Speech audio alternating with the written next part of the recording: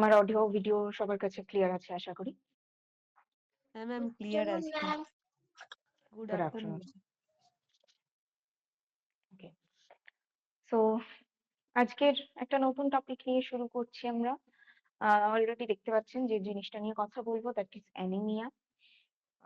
Anaemia কিন্তু আমরা যেটা যদি ইন্ট্রোডিউস করতে চাই অ্যানিমিয়া কি, তাহলে দেখা যায় বা কেন অ্যানিমিয়া সম্পর্কেও আমাদের জানতে হবে। তো প্রথমত এটা হচ্ছে খুব নেগলেক্টেড একটা ডিসঅর্ডার। কোনো ডিজিজ নয়, কিচ্ছু নয়, শুধুমাত্র অ্যানিমিয়া হচ্ছে একটা সিমটমও বলা যেতে পারে। হুম ঠিক যেরকম জন্ডিস একটা সিমটম ছিল, সেরকম অ্যানিমিয়াও একটা সিমটম। কিসের সিমটম? না, আমাদের শরীরে মাইক্রোনিউট্রিয়েন্ট বা ম্যাক্রোনিউট্রিয়েন্টস এর যে ডেফিসিয়েন্সি গুলো হচ্ছে, সেটার একটা সিমটম হলো এই অ্যানিমিয়া। হুম অর্থাৎ যদি বাংলায় বলতে চাই তাহলে রক্তাল্পতা বা রক্তশূন্যতা যেটাকে বলে থাকি। অ্যানিমিয়ার বিভিন্ন কারণ হয়। কিছু থাকে নিউট্রিশনাল ডেফিসিয়েন্সির কারণে, এবং কিছু থাকে কোনো অ্যাক্সিডেন্টাল কোনো কারণে, মানে অ্যাপার্ট ফ্রম নিউট্রিশন আরো অনেকগুলো কারণে কিন্তু অ্যানিমিয়া হতে পারে। যদি অ্যানিমিয়াকে ডিফাইন করতে চাই, তাহলে হুয়ের একটা খুব ভালো গাইডলাইন্স রয়েছে বা একটা খুব ভালো ডেফিনিশন রয়েছে হুয়ের ক্ষেত্রে। কিরকম? এটা জাস্ট আমি একটু লিখে দিচ্ছি, তাতে আমাদের বুঝতে সুবিধা হবে। হুয়ের গাইডলাইন্সটা হচ্ছে,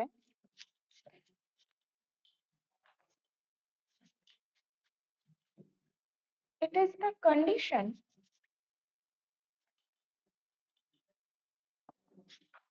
it is the condition in which the hemoglobin of the blood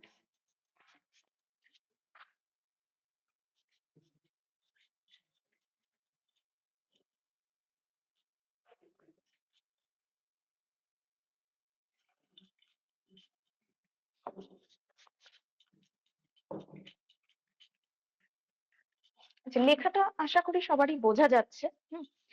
hemoglobin of blood is lower than the normal range, is lower than normal as a result of deficiency, as a result of deficiency অর্থাৎ ডেফিসিয়েন্সির ফলে। কি কি deficiency? Deficiency of one or more nutrients. শুধুমাত্র এই একটা সংজ্ঞা থেকেই কিন্তু আমরা অ্যানিমিয়াটাকে সম্পূর্ণ বুঝে নিতে পারি। ওয়ান অর মোর, আচ্ছা, এসেনশিয়াল নিউট্রিয়েন্টস,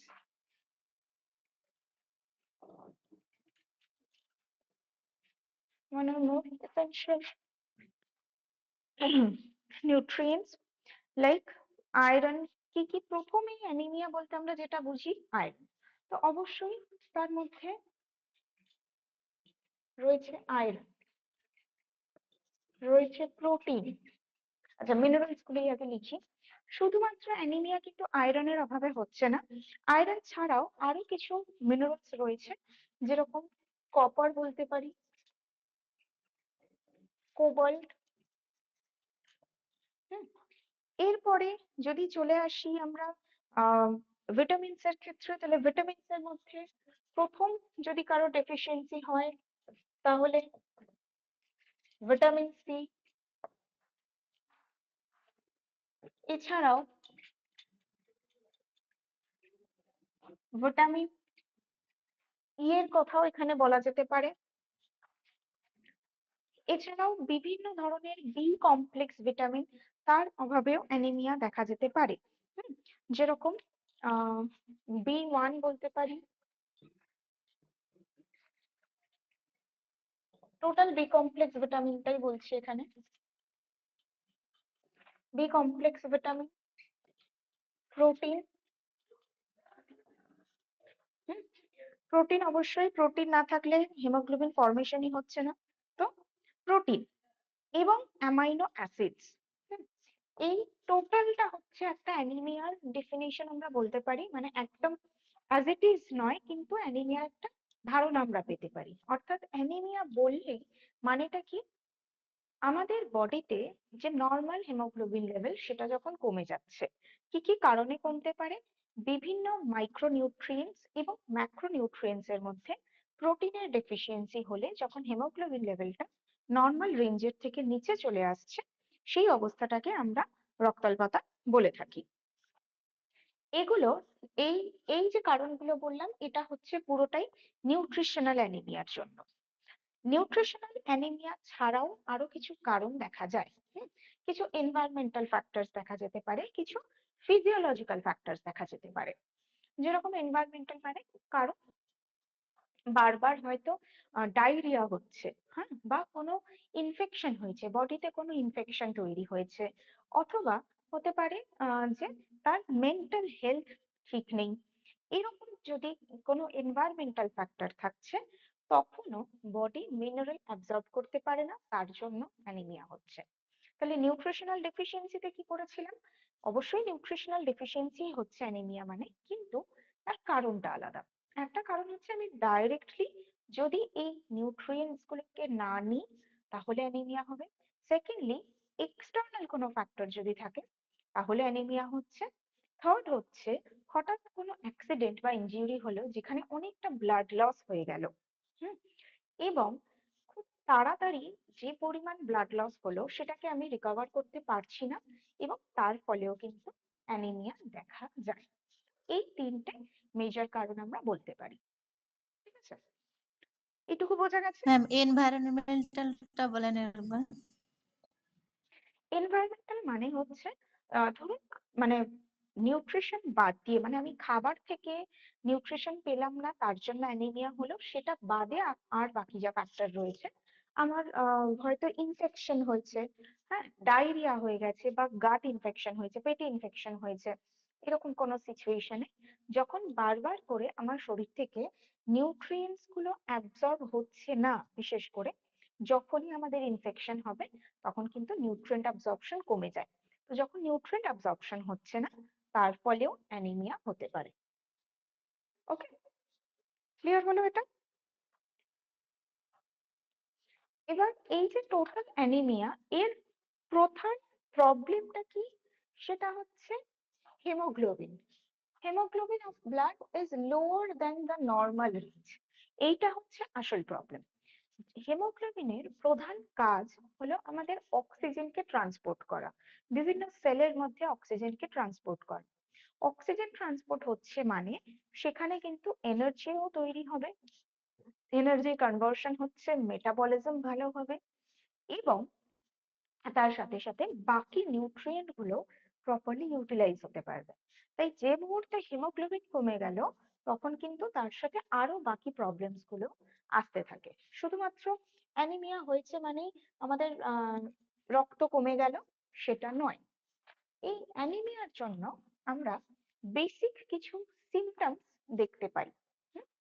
এক হচ্ছে হেমোগ্লোবিনের যে কালার, হেমোগ্লোবিনের কালারটা হচ্ছে রেড। ওকে, তাই যখনই কারো অ্যানিমিয়া হচ্ছে, তার মানে তার ব্লাড ভলিউম যেহেতু কম, তাকে দেখতে অনেক বেশি ফ্যাকাশে মনে হবে। পেল স্কিন যেটাকে আমরা বলে থাকি, পেল স্কিন হবে, এবং সাদাটে স্কিন। মানে ফেয়ার স্কিন আলাদা, অ্যানিমিয়া হলে সেরকম স্কিন আলাদা। তো সেরকম স্কিনের মধ্যে কোনো উজ্জ্বলতা নেই, একটা সাদাটে ভাব দেখা যাবে। এটা ছাড়াও আর কি দেখবো, কিভাবে আমরা চেক করতে পারি? আমাদের ব্লাড যে ফ্লো হচ্ছে, সেটা আমরা দেখতে পারি। ধরুন হঠাৎ করে যদি কেউ আমাদের হাতটাকে চেপে ধরে, কি দেখবো, সেই সময় হাতটা লাল হয়ে গেল, তারপরে যেই ছাড়লাম, ওই লাল ভাবটা আস্তে আস্তে করে আবার নর্মাল হয়ে গেল। এটা দেখি। বা ফিঙ্গার টিপস এর মধ্যেও আমরা এই মানে ডিফারেন্সটা বুঝে থাকি। এখন আমার ফিঙ্গার টিপস এর যেরকম কালারটা রয়েছে, আমরা প্রত্যেকে প্রয়োজন হলে সেটা করে দেখতে পারি এক্ষুনি। ফিঙ্গার টিপসটাকে যদি প্রেস করি, তাহলে কি দেখবো, মাথাটা ডার্ক হয়ে গেল, আরো বেশি ডার্ক হয়ে গেল। যেই ছেড়ে দেবো, আস্তে আস্তে করে ওটা নর্মাল হয়ে গেল। যারা অ্যানিমিক পেশেন্ট, তাদের ক্ষেত্রে কি হয়, এই যে ফিঙ্গার টিপটা প্রেস করলেও কিন্তু এই মাথার উপরের যে অংশটা, সেটা সেই ডার্ক পিঙ্ক কালারের হচ্ছে না। এটা একটা দেখা যায়। এটা আমাদের চোখের নিচে দেখতে পারি আমরা, চোখের নিচটা যদি ব্রাইট পিঙ্ক কালারের হয় তাহলে ঠিক আছে, যদি খুব ফ্যাকাশে হয় সেক্ষেত্রেও বোঝা যেতে পারে। এটা ছাড়াও আর কি দেখা যায়, আর কি প্রবলেমস আমরা দেখতে পারি, যেহেতু অক্সিজেন ট্রান্সপোর্ট হচ্ছে না তাই এনার্জি হচ্ছে না, এনার্জি কনভার্সন হচ্ছে না, যার ফলে একটুখানি কাজ করলেই আমরা হাঁপিয়ে যাই, অনেক বেশি হাঁপিয়ে যাই, আমাদের রেসপিরেশন রেটটা বেড়ে যায়। হুম। নেক্সট কিছু সিমটম দেখা যায়, যেরকম ব্রিটল নেলস, নখ ভেঙে যায়, নখ চামচের মতন, এরকম চামচের পিছন, চামচটাকে যদি উল্টো করে ধরি তাহলে চামচের পিছনটা যেরকম এরকম কার্ভ হয়, নখটাও ওরকম কার্ভ হয়ে নিচের দিকে বেঁকে যায়, যেটাকে বলা হয় স্পুন নেলস। এরকম প্রবলেম দেখা যায়, বা নখ মাঝখান থেকে ভেঙে যেতে পারে এটা। নেক্সট হচ্ছে হেয়ার লসের প্রবলেম, সেটা দেখতে পারি। হুম, এগুলো বেসিক কিছু সিমটম দেখা যেতে পারে। এবং সারা দিনের একটা ডিজিনেস থাকে, মাথা ধরে থাকতে পারে, বা একটা ঘুম ঘুম ভাব, সবই খাচ্ছি সবই করছি কিন্তু তাও সেই এনার্জিটা যেন কিছুতেই পাচ্ছি না, এরকম। আর যেহেতু ড্রাই স্কিন হয়ে যাচ্ছে ফলে ঠোঁটের এই দুটো সাইড, এমনিও ঠোঁটটা ভীষণ ফ্যাকাশে থাকে, সাদা হয়ে থাকে ঠোঁটটা, এবং ঠোঁটের এই দুটো সাইডে ফেটে যায়, ড্রাই লিপস হয়ে যায়, ক্র্যাকড লিপস হয়। এইগুলো থেকে আমরা কিন্তু অ্যানিমিয়ার কিছু সিমটমস এগুলোকে ধরে নিতে পারি। ঠিক আছে, এটা বোঝা গেছে? এটা ক্লিয়ার তো? হ্যাঁ, clear ma'am. Hello ma'am. Good. এবারে নেক্সট আমরা যেটা নিয়ে কথা বলবো সেটা হচ্ছে এই যে নিউট্রিশনাল ডেফিসিয়েন্সির কারণে যে অ্যানিমিয়া হচ্ছে তার আবার কিছু ভাগ রয়েছে, মানে সব নিউট্রিয়েন্টস একসঙ্গে ডেফিসিয়েন্সি হলেই যে অ্যানিমিয়া হবে তা নয়। কারণ আমরা ডেফিনেশনটার মধ্যে কি দেখেছি, one or more essential nutrients, একটার অভাবেও হতে পারে, অনেকগুলো একসাথে হলেও হতে পারে। তো সেইটাকে আমরা কয়েকটা ভাগে ভাগ করে নিতে পারি। হুম? যেরকম ফার্স্ট হচ্ছে ম্যাক্রোসাইটিক অর্থক্রমিক।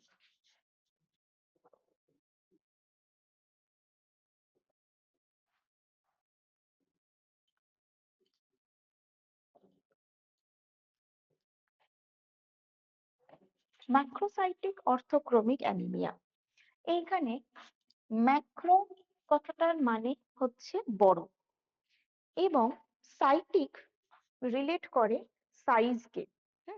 তো ম্যাক্রোসাইটিক মানে এই যে আরবিসি গুলো, এই আরবিসি গুলো এটা হচ্ছে নর্মাল সাইজ, হঠাৎ করে কোনো একটা আরবিসি যদি সাইজে বড় হয়ে যায়, ঠিক আছে, অর্থক্রমিক, কারণ এরা আমাদের বোন ম্যারোর সাথে কানেক্টেড, সেই জন্য অর্থক্রমিক বলছে। আগে এইটার মানে বুঝি যে ম্যাক্রোসাইটিক হয়ে গেলে কি সমস্যা হবে। আরবিসি গুলোর মধ্যে কি রয়েছে, হেমোগ্লোবিন। ধরুন এখানে এইভাবে হিমোগ্লোবিন গুলো রয়েছে, 1 2 3 4 5, 1 2 3 4 5 এরকম ভাবে কথার কথা বলছি, হয়তো এই পরিমাণ হিমোগ্লোবিন রয়েছে। হুম, এবার প্রত্যেকটাতেই আমার এখানে 5টা করে হিমোগ্লোবিন রয়েছে। এই যে বড়টার মধ্যেও দেখা গেল সেই 5টা হিমোগ্লোবিনই রয়েছে।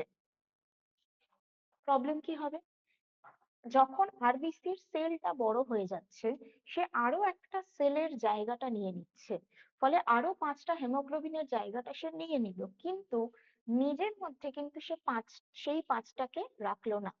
সাইজটা বড় হয়ে গেল কিন্তু হেমোগ্লোবিনের যে সংখ্যা সেটা সেম থাকলো, হিমোগ্লোবিনের সংখ্যাটা সেম হয়ে গেল, এবং দেখা গেল কি এই যে বড় এগুলো অনেক বেড়ে গেল।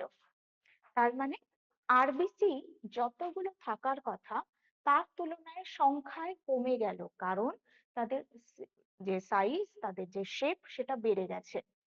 ম্যাক্রোসাইটিক মানে হচ্ছে যখন আরবিসি গুলো সংখ্যায় কমছে কিন্তু আকারে বড় হয়ে যাচ্ছে, এবং তার মধ্যে হেমোগ্লোবিনও একই রকম থেকে যাচ্ছে, সেই অবস্থাটাকে আমরা বলছি ম্যাক্রোসাইটিক অর্থক্রমিক। কিসের অভাবে হয় macrocytic, vitamin B12, mainly vitamin B12 এবং B12 এর সাথে আমরা বারবারই B9 এর কথা বলি, দুজনে বন্ধু।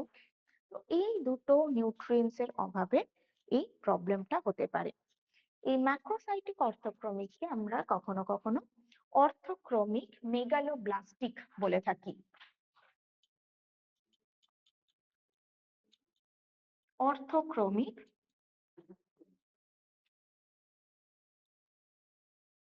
মেগালোব্লাস্টিক এই নামেও বোঝানো হয়। কেন? কারণ আমাদের বোন ম্যারোয় মেগালোব্লাস্ট বলে সেল থাকে। এই সেলটাই এই হিমোগ্লোবিন তৈরি করতে, আরবিসি তৈরি করতে সাহায্য করে। এই মেগালোব্লাস্টের প্রেজেন্স দেখে আমরা বুঝতে পারি যে ফলিক অ্যাসিড বা B9 এর মানে ডেফিসিয়েন্সি হয়েছে বলেই আরবিসি তৈরি হতে পারেনি। এই সিচুয়েশনটাকে বলছি ম্যাক্রোসাইটিক হাইপোক্রোমিক। ঠিক আছে, এটা একটা গেল। এরপরে আরেকটা কি হয়, সরি, ম্যাক্রোসাইটিক অর্থোক্রমিক। এরপরেরটা হয় ম্যাক্রোসাইটিক হাইপোক্রোমিক।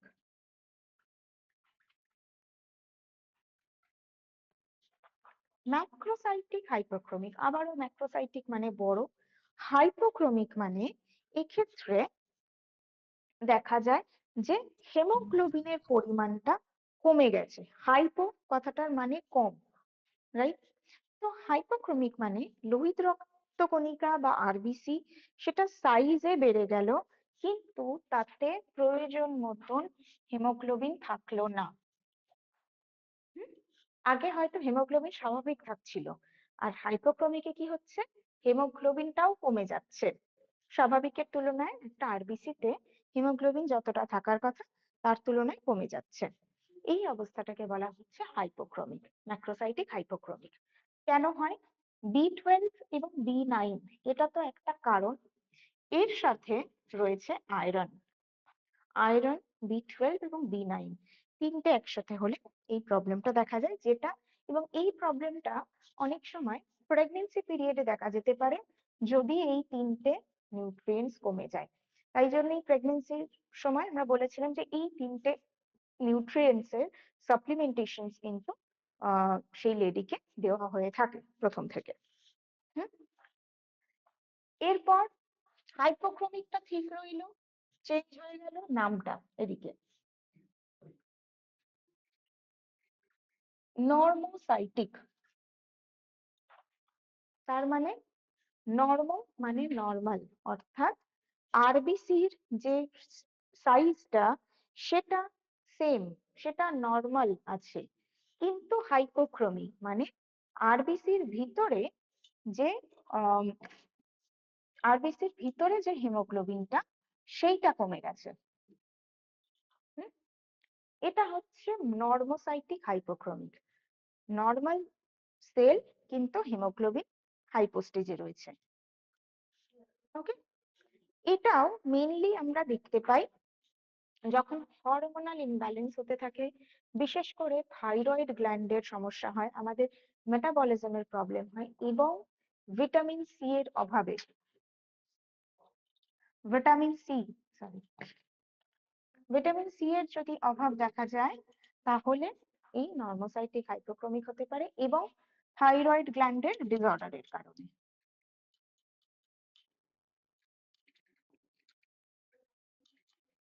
ঠিক আছে, নর্মোসাইটিক হাইপোক্রোমিক। আরেকটা এখানেও তাই হাইপোক্রোমিকই রয়েছে, কিন্তু এইটা হয়ে গেল মাইক্রোসাইটিক।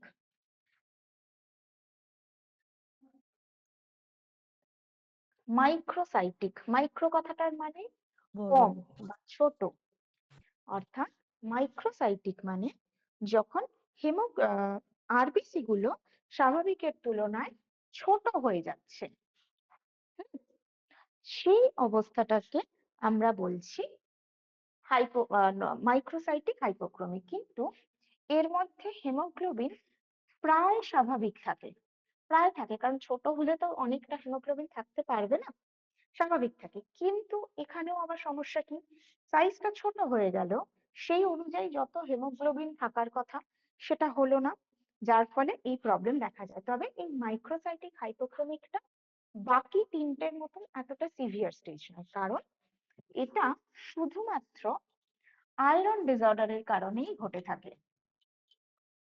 আয়রন ডেফিসিয়েন্সি হলে এই সমস্যাটা আমরা দেখতে পাই। ঠিক আছে, বোঝা গেল এটা? এই চারটে ভাগ বোঝা গেছে? কোনো প্রশ্ন নেই তো এটা? ওকে, তাহলে এই পুরোটা গেল আমাদের নিউট্রিশনাল ডেফিসিয়েন্সির কারণে। তাহলে আমি যদি নিউট্রিশনাল ডেফিসিয়েন্সিতে ভাবি, তাহলে মেজর চারটে নিউট্রিয়েন্টস আমি পেলাম যারা না থাকলে অ্যানিমিয়া হতে পারে: আয়রন, ভিটামিন সি, B9 এবং B12, এই চারটে। এবং এই চারটেকে সাপোর্ট কে করছে? ওই মিনারেলস গুলো, কোবাল্ট রয়েছে, কপার রয়েছে, এবং মাইক্রোনিউট্রিয়েন্টস এর মধ্যে প্রোটিন রয়েছে। হুম, এই মিনারেলস গুলো এই চারটেকে সাপোর্ট করছে। তাই জন্য টোটাল একটা নিউট্রিশনের ব্যালেন্স হলে তাহলেই আমার ব্লাডে হেমোগ্লোবিন কনসেন্ট্রেশন বা আরবিসি ভলিউমটা ঠিকঠাক থাকবে। এইটুকু ক্লিয়ার? এটুকু ক্লিয়ার তো সবার? কেউ আনসার নেই কেন এখন? সে কি কথা, আনসার না থাকলে কি করে চলবে? আমার কথাটা শোনা যাচ্ছে? ঠিক আছে ম্যাম। ওকে ওকে ওকে, গুড। এবার যদি একটু মানে ডাইরেক্টলি নিউট্রিশনাল ডেফিসিয়েন্সি থেকে বেরিয়ে আসি, তাহলেও আমরা কিছু কিছু অ্যানিমিয়া দেখতে পাই। হুম, সেগুলো কি? আহ যেরকম যদি আরবিসি কোনো কারণে ডিস্ট্রাকশন হয়,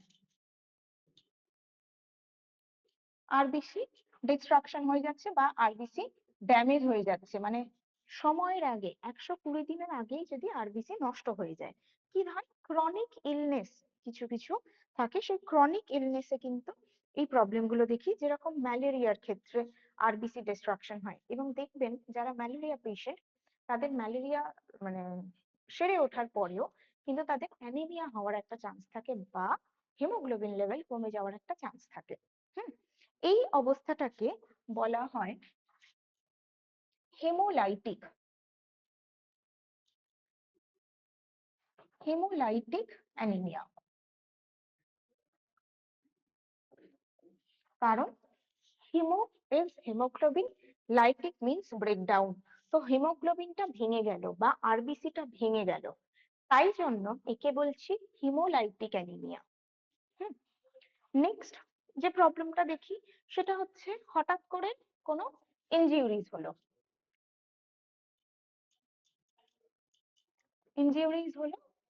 যার ফলে এক্সেসিভ ব্লাড লস হলো। ঠিক আছে, এই যে ব্লাড লস হলো, এই ব্লাড লসের ক্ষেত্রে আমরা কি দেখতে পাই? নর্মোসাইটিক অ্যানিমিয়া বা নর্মোক্রোমিক অ্যানিমিয়া।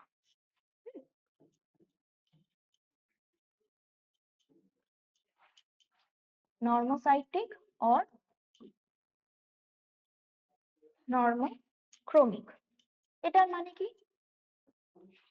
নর্মোসাইটিক মানে হেমোগ্লোবিনের যে শেপটা, যে সাইজটা, সেটা নর্মাল রয়েছে, কিন্তু সংখ্যায় কমে গেছে হেমোগ্লোবিন। ঠিক আছে, কারণ ইনজিউরিজ হয়েছে, ফলে অনেকটা ব্লাড লস হয়ে গেছে, তাই সংখ্যাটা কমে গেছে হেমোগ্লোবিনের, কিন্তু সাইজটা নর্মাল রয়েছে। সাইজে কোনো অসুবিধা হয়নি, কারণ এখানে ডেফিসিয়েন্সি হয়নি কোনো নিউট্রিশনের, সাইজটা নর্মাল আছে।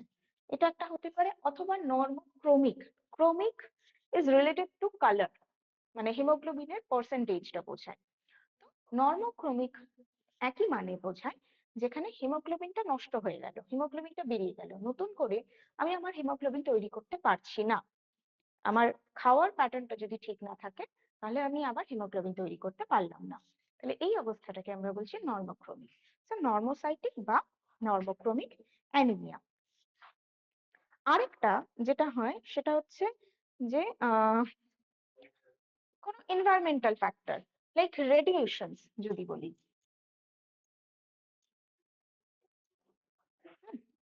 কোনো কারণে বারবার রেডিয়েশনের জন্য হতে পারে, বা কোনো মেডিসিনের সাইড এফেক্টস এর কারণেও হতে পারে, কিছু ক্ষেত্রে দেখা যায় যে আমাদের এই যে বোন ম্যারো, এই বোন ম্যারোতে আমাদের হেমোগ্লোবিনের যে সিনথেসিস সেটা প্রপারলি হচ্ছে না।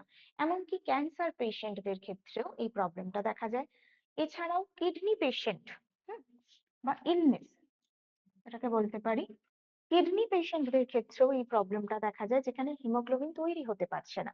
এই সিচুয়েশনটা দেখা যায়, যেটাকে আমরা বলে থাকি অ্যাপ্লাস্টিক অ্যানিমিয়া।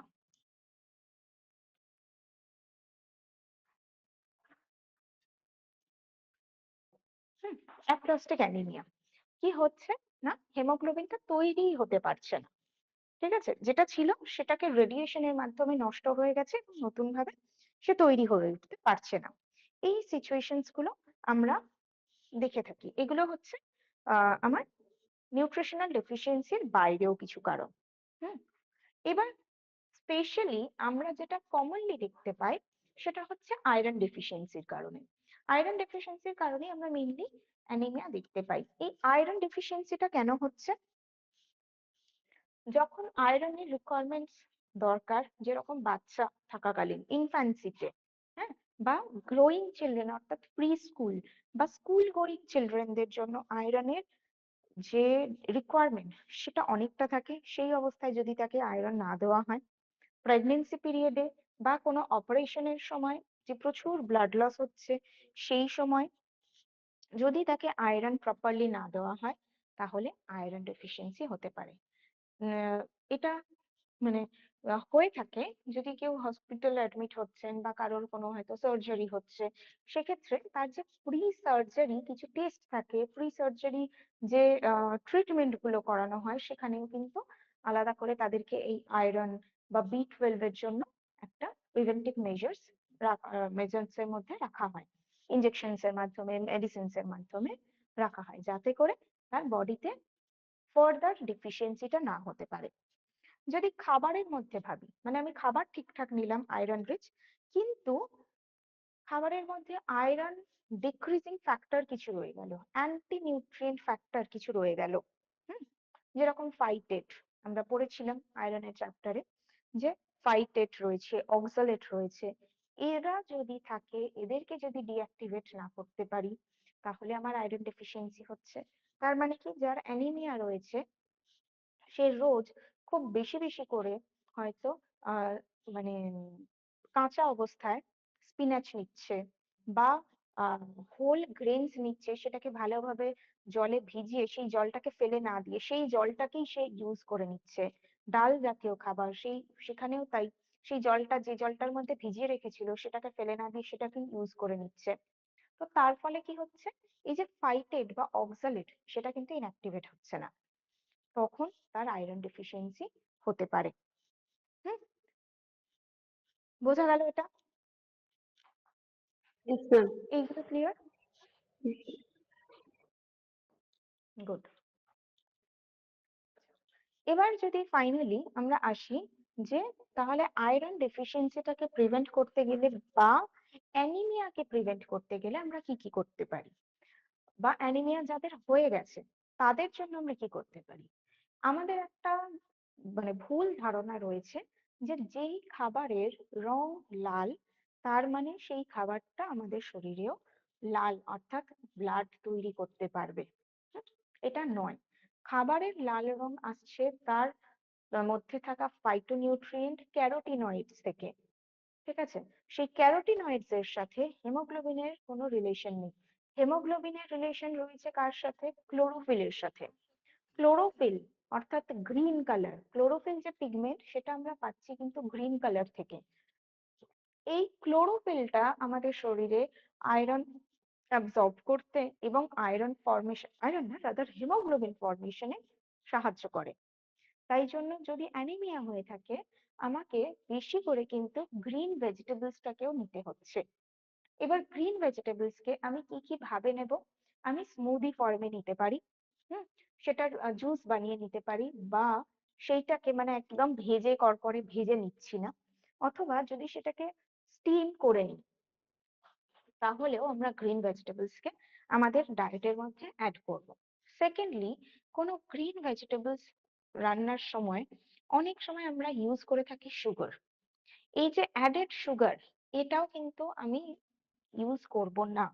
কারণ সুগারের মধ্যে যে এমটি ক্যালোরি রয়েছে এবং কিছু কেমিক্যালসও রয়েছে তার মধ্যে, সেই কেমিক্যালস গুলো কিন্তু আমার আয়রন অ্যাবজর্পশন হতে বাধা দিতে পারে, তাহলে সেটা ইউজ করছি না। হুম। নেক্সট, যদি সেই লালের প্রসঙ্গেই আসি, বিট হতে পারে, বেদানা হতে পারে, এই প্রসঙ্গেও যদি আসি, তাহলেও এরা আমার বডিতে হিমোগ্লোবিন বাড়াতে সাহায্য করে না। এরা কি করছে, আমার বডির মধ্যে অ্যান্টিঅক্সিডেন্টের একটা এনভায়রনমেন্ট, একটা মাহল তৈরি করে দিচ্ছে। হুম, যেটার কারণে আমার বডি বাকি নিউট্রিয়েন্ট গুলোকে অ্যাবজর্ব করতে পারছে ভালোভাবে। এইটাই ডিফারেন্স, আর কিন্তু লাল জিনিসের মধ্যে আয়রন প্রচুর পরিমাণে রয়েছে সেটা নয়। যদি আমরা বলি যে আয়রন কার মধ্যে খুব বেশি রয়েছে, তাহলে সেটা বা এই যে মাইক্রোনিউট্রিয়েন্টস গুলো কার মধ্যে বেশি রয়েছে, সবুজ শাকসবজির মধ্যে, অর্গ্যানের মধ্যে। বাট অর্গ্যান যেহেতু আমরা রোজ খেতে পারছি না, মানে লিভার মেটে, সেটা রোজ খেতে পারছি না, তাই সবুজ শাকসবজিকে আমরা নিচ্ছি।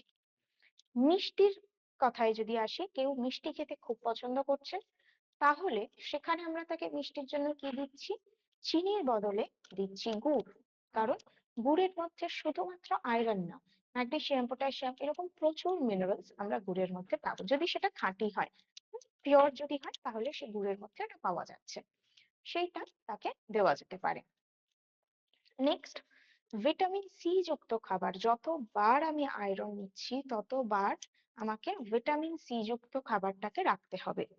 এবং বারবার আমি মনে রাখবো যে কোনোভাবেই যাতে আমি খাবারের সঙ্গে চা বা কফি বা কোল্ড ড্রিঙ্কস এইগুলোকে না খাই।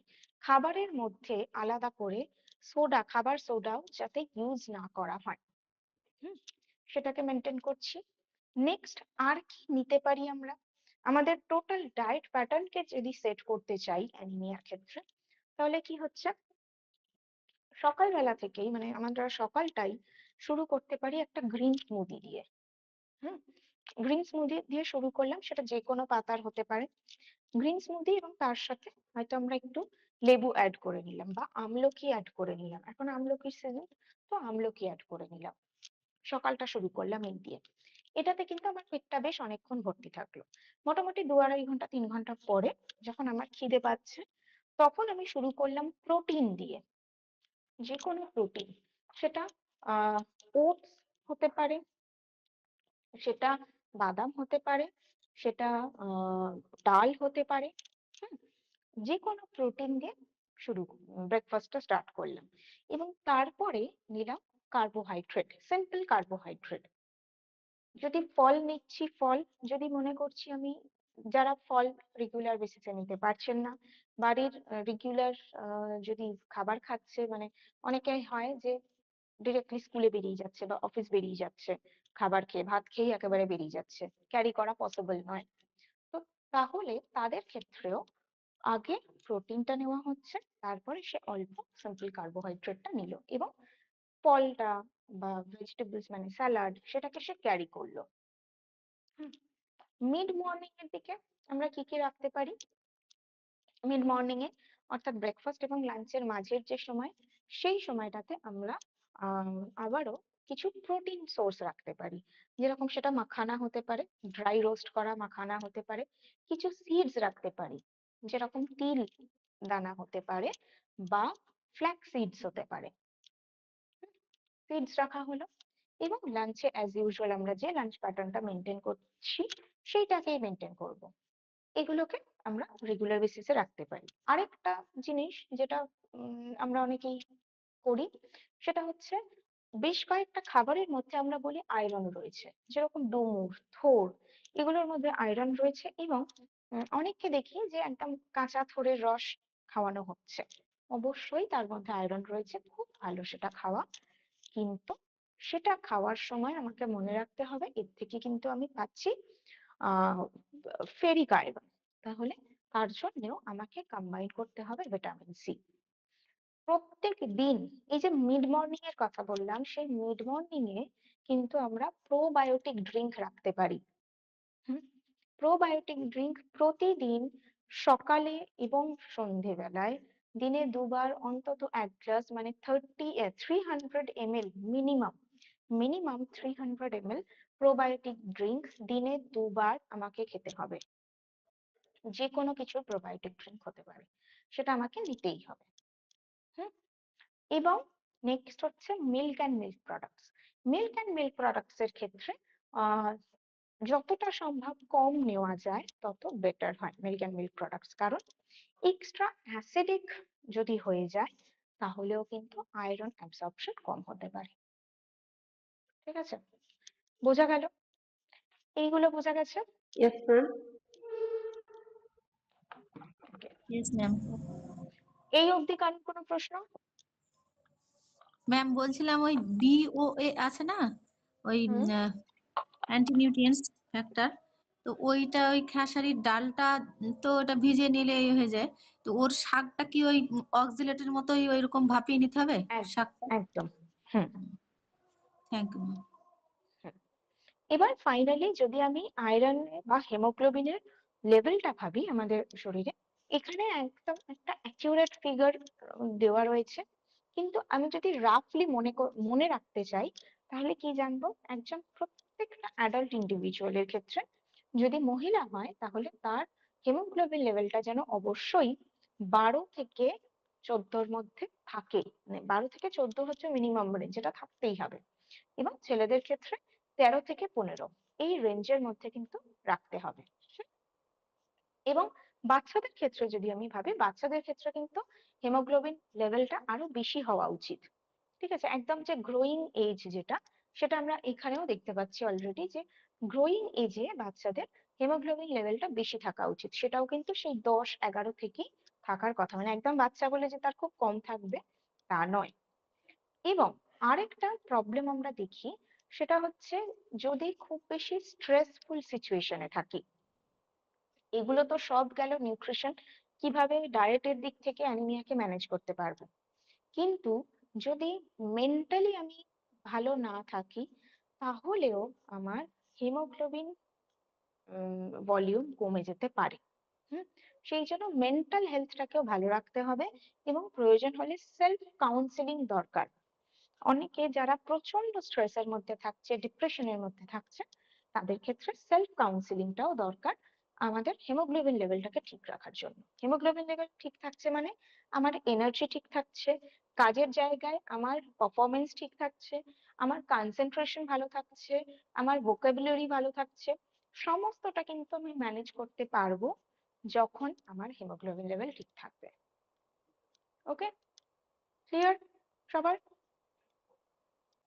Yes ma'am. ওকে, সো অ্যানিমিয়ার মধ্যে আমাদের এটাই ছিল মেইনলি।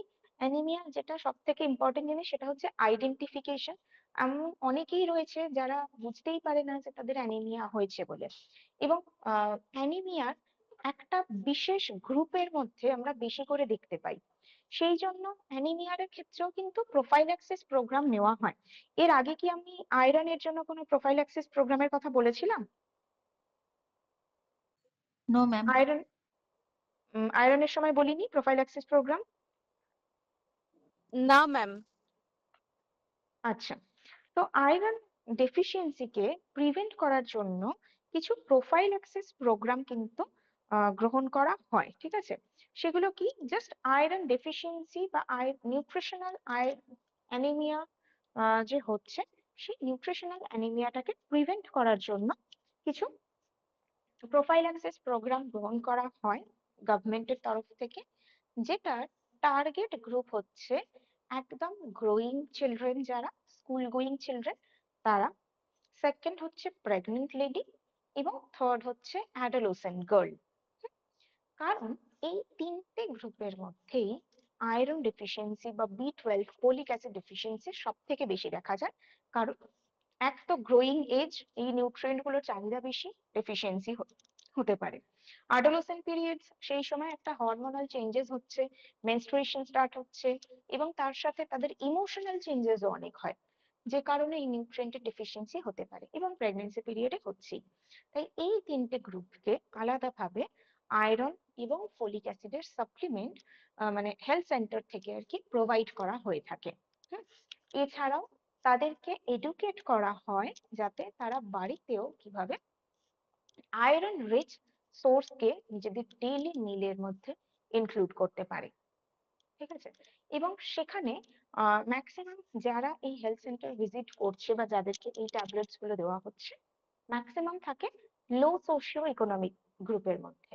সেই জন্য তাদের অ্যানিমাল প্রোটিনের বদলে মেজরলি প্লান্ট ফুড, যেগুলো প্লান্ট সোর্স, সেটার উপরই বেশি জোর দেওয়া হয়। কারণ অ্যানিমাল প্রোটিনে কিন্তু খুব বেশি আয়রন বা বি12 পাবো না, যেটা আমার সারাদিনের চাহিদা পূরণ করতে পারবে। তাই এই প্লান্ট সোর্স গুলোর উপরেই তাদেরকে বেশি জোর দেওয়া হয়। ঠিক আছে, ক্লিয়ার? আচ্ছা, আর তো কিছু সাচ নেই আমাদের অ্যানিমিয়ার মধ্যে। আপনাদের যদি আর কোনো প্রশ্ন থেকে থাকে তো বলতে পারেন।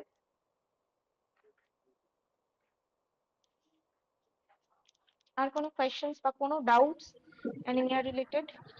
ম্যাম প্রথম মোটামুটি বেশ ভালোভাবে প্রথম ইয়ে হয়েছে। প্রথম 5 মিনিটটা কি বলছেন, তখন একটু লেটে জয়েন করছি, প্রথম দিকে একটু বোঝা যাচ্ছে না, বোঝা গেল না, আপনার কথাটা বোঝা গেল প্রথমে না, আরেকবার জয়েন করতে 10 মিনিট লেট হয়েছে, তো প্রথম দিকে জিনিসগুলো ভালো শুনি নাই, এটা আচ্ছা, বলছিলাম।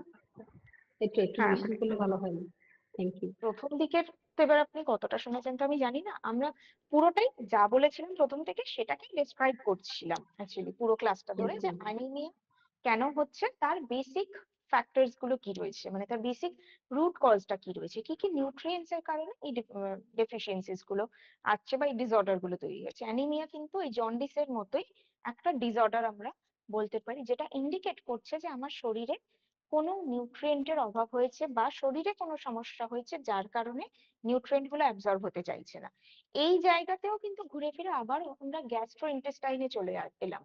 গ্যাস্ট্রো ইন্টেস্টাইনাল ট্র্যাক্ট মানে আমার যদি গ্যাস্ট্রো ইন্টেস্টাইনাল কোনো প্রবলেম থেকে থাকে, আমার যদি ডায়রিয়া হচ্ছে, আইবিএস এর প্রবলেম আছে, আমার ইনডাইজেশনের সমস্যা বা অ্যাসিড রিফ্লাক্স হচ্ছে বা কনস্টিপেশন হচ্ছে বা ল্যাকটোজ ইনটলারেন্স রয়েছে, মানে এই চারটে প্রবলেম বেসিক্যালি অ্যাসিড রিফ্লাক্স, লিখে দিই, একটা হচ্ছে অ্যাসিড রিফ্লাক্স হচ্ছে, অর্থাৎ গার্ড হতে পারে, ইনডাইজেশন এবং ব্লোটিং হতে পারে, ডায়রিয়া হতে পারে, আর কনস্টিপেশন হতে পারে। এই প্রবলেম গুলো থাকলেও কিন্তু আমার বডিতে নিউট্রিয়েন্ট অ্যাবজর্পশন হ্যাম্পার হবে, এবং এই ডায়রিয়া থেকেই লিড করতে পারে ডিসেন্ট্রি, এবং ডিসেন্ট্রি মানেই ব্লাড লস। কনস্টিপেশন থেকে লিড করতে পারে পাইলস, পাইলস মানেই ব্লাড লস। এই পুরোটার কারণেও একদিকে শুধু এইটুকু acid reflux, indigestion, bloating, diarrhoea, constipation, শুধু এইটুকুর কারণেও যেরকম নিউট্রিয়েন্ট অ্যাবজর্পশন কমে যাচ্ছে, ঠিক সেরকমই আবার ডিসেন্ট্রি এবং পাইলস থেকেও হচ্ছে ব্লাড লস, যার ফলে ফাইনালি আমরা দেখতে পাচ্ছি অ্যানিমিয়ার প্রবলেম। এইখান থেকে কি দেখা গেল, লেস নিউট্রিয়েন্ট অ্যাবজর্পশন।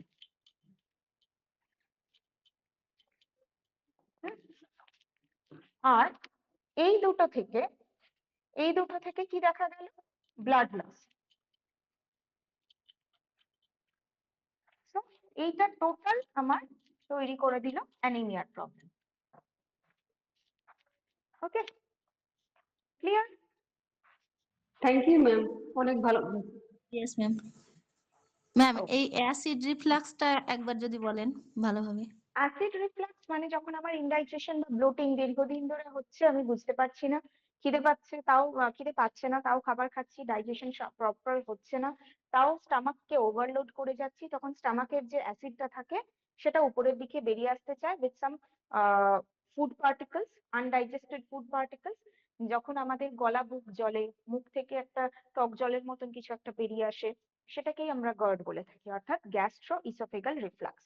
গ্যাস্ট্রিকের মধ্যে অর্থাৎ স্টমাকের মধ্যে যে গুলো রয়েছে, যে কন্টেন্টটা রয়েছে, সেটা যখন ইসোফেগাসের মাধ্যমে বাইরে বেরিয়ে আসে, রিফ্লাক্স হয়, তাকে আমরা গার্ড বলি। অর্থাৎ বডি যখন অতিরিক্ত অ্যাসিডিক হয়ে যাচ্ছে, সেটার কারণেও নিউট্রিয়েন্ট অ্যাবজর্পশন কমে যায়। হুম। ম্যাম, খাবার 2 ঘন্টা পরে কি এরকম হলে ওইটা হয়?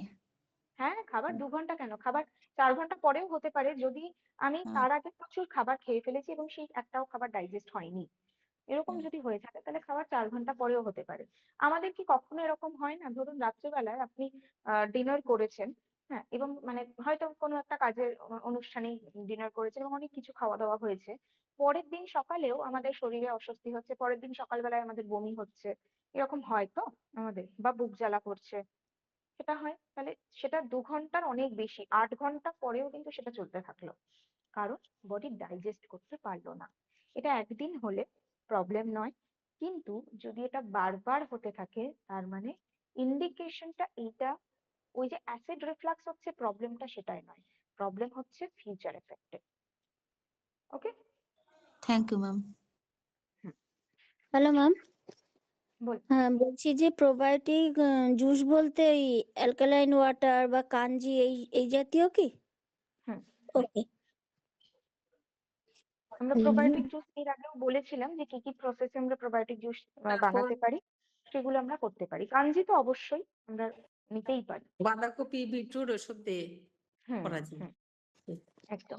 আর একটা হচ্ছে আমরা যেমন পালং শাকটা বয়েল করে জলটা ফেলে দিচ্ছি, বাঁধাকপি ফুলকপির ক্ষেত্রেও তো তাই? হ্যাঁ, কিন্তু আমরা যদি ওটাকে ফরমেন্ট করি তাহলে দরকার নেই, কারণ আমরা তো অলরেডি নুন দিয়ে ফরমেন্ট করে নিচ্ছি, তাতে না, আমি গয়ট্রোজিন অ্যালকালাইন ফ্যাক্টরটা ওয়াটারের কথা বলছি না, নর্মালি যে খাওয়ার জন্য বলা হচ্ছে পালং শাকের জলটা ফুটিয়ে। হ্যাঁ হ্যাঁ, আর কলমি বাঁধাকপি শাকের ক্ষেত্রে ফুলকপির কি ক্ষেত্রেও নয়? তাই।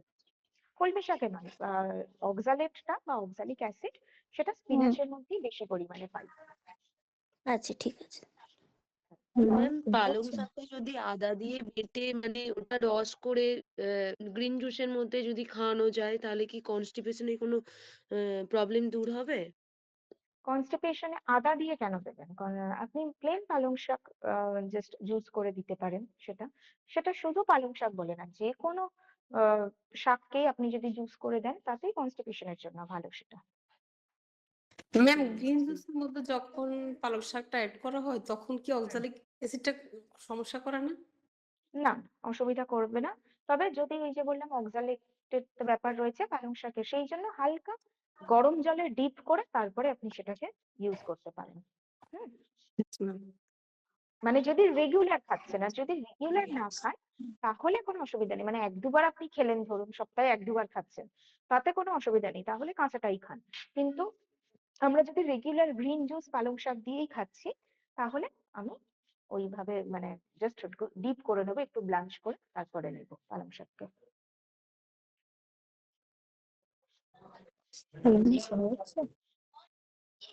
ওকে, আর কোনো প্রশ্ন নেই তো আমাদের এই টপিকটা থেকে? হ্যালো তাহলে হ্যালো ম্যাম, আমাদের পরীক্ষা সংক্রান্ত কোনো আপনি পরীক্ষা আমাদের অলরেডি নোটিশ দিয়ে দিয়েছি, যে 27 নোটিশ 28 তারিখে।